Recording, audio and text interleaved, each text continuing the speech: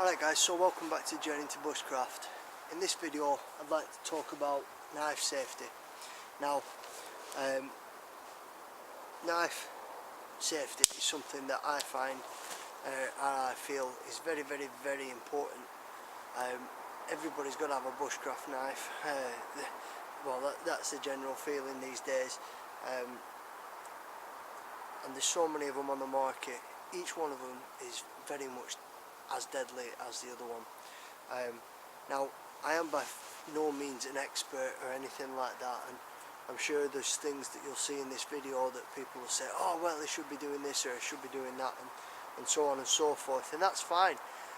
I've no problem with that at all.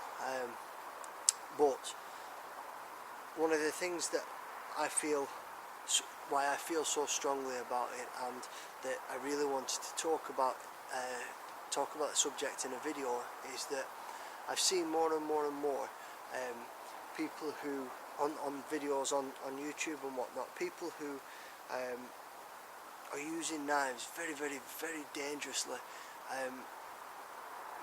and something that I learnt very early on in as an engineer is that metal carves into flesh very easily. It doesn't care who you are, it has no feelings. It's a bit like the Terminator, it doesn't stop until it hits bone. And unfortunately, you know, I've been on courses and whatnot where somebody has slipped or hasn't listened to the instructor and how they told them to correctly use the tool, and slipped and gone deep into the hand or to the finger. Now, I'm not going to name names or anything like that, because that's not what I'm into. I don't want to criticise anybody as an individual. Everybody that I've seen has all got the sort of best intentions and whatever, but there is people that,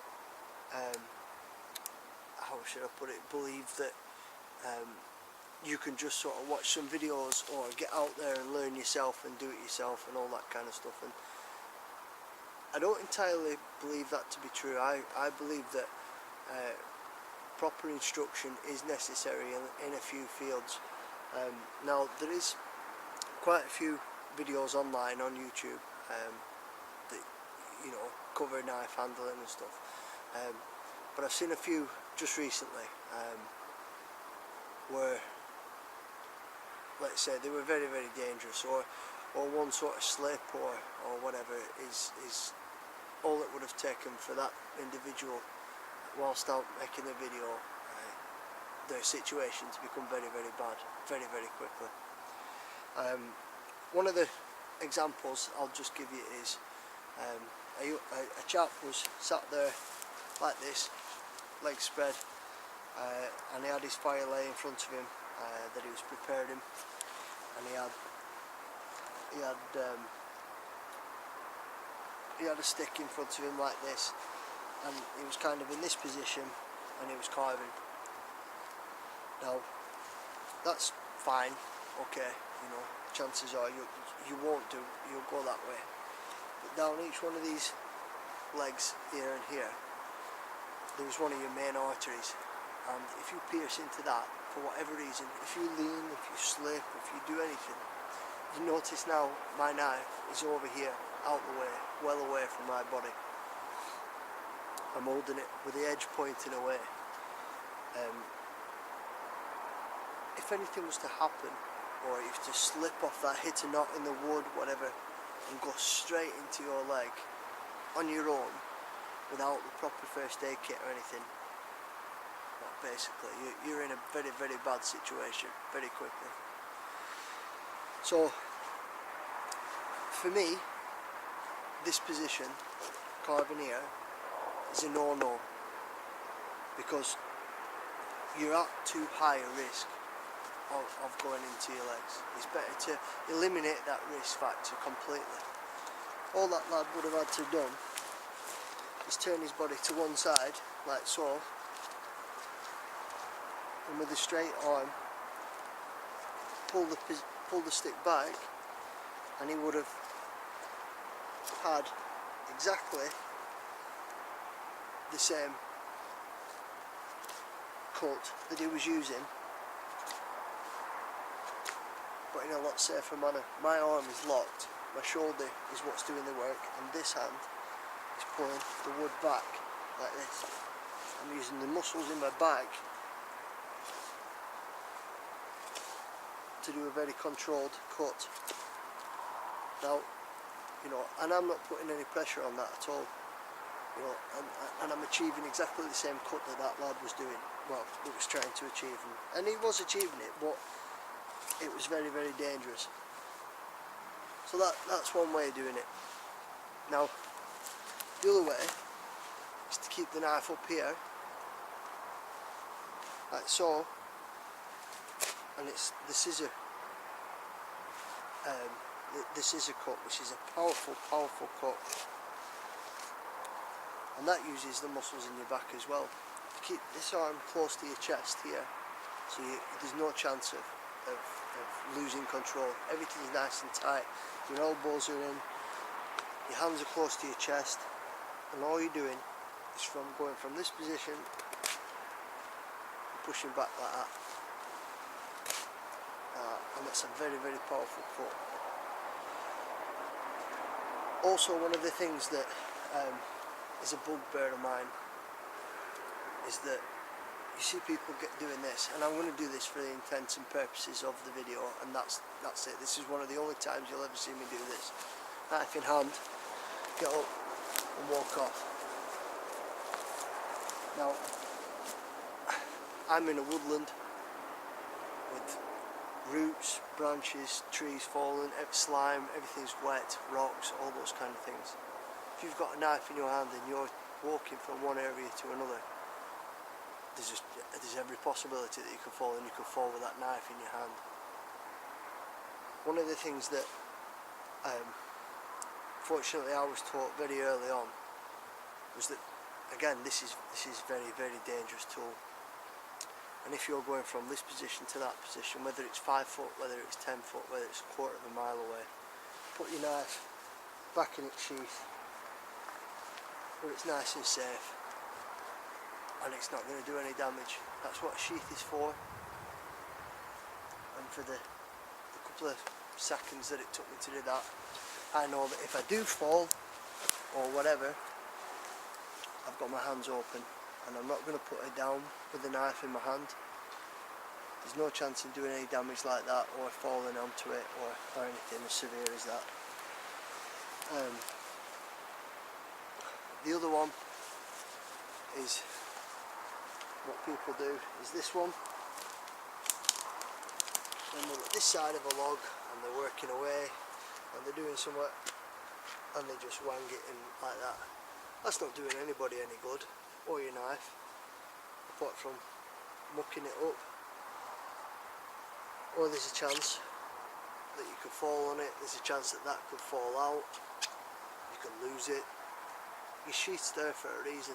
Put it in a sheath, keep it on your person, so you know exactly where it is at all times.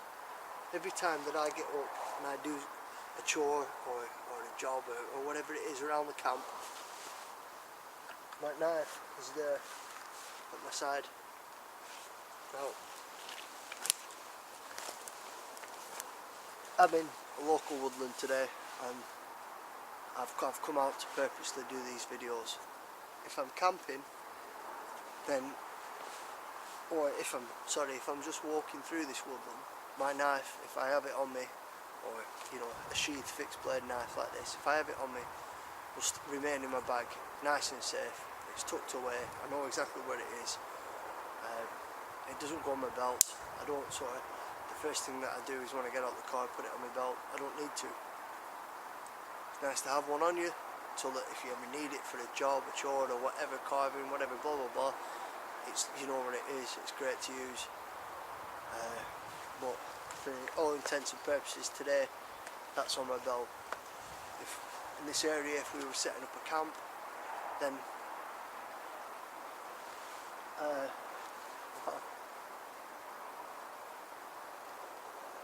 kestrel's just fallen straight past through the trees and perched up there in the, yeah, perched up there in that tree. Fantastic. Sorry about that, I digress. where was it? Yeah, I keep it sheathed. If I'm at a camp or something like that and I'm doing plenty of chores, I'll have my knife on me. If I know that there's no other people going to be walking through camp or coming anywhere near, I'll keep my knife on me. But if I'm at camp and I'm going off to look at wildlife or you know, plants and whatever else, I'll put the knife away because I've no need to carry it. I won't need to carry that knife. I'll carry it on in my bag or something like that, but I won't need to carry it on my person. Certainly not in the woodland that I go to. If I was going somewhere a lot more vast, then quite possibly, you know, I would keep it on me. But just as it is, there's no need for that. So there is many cuts and knife skills. Knife skills is something that I would absolutely recommend that people work on, because once you cut yourself, if you cut yourself around camp, it can either, well, it can spoil a camp, it can spoil not just for yourself, for the other people that are around you, because you won't be able to continue with certain chores, firewood collection, you know, preparation, food preparation, all those kind of things.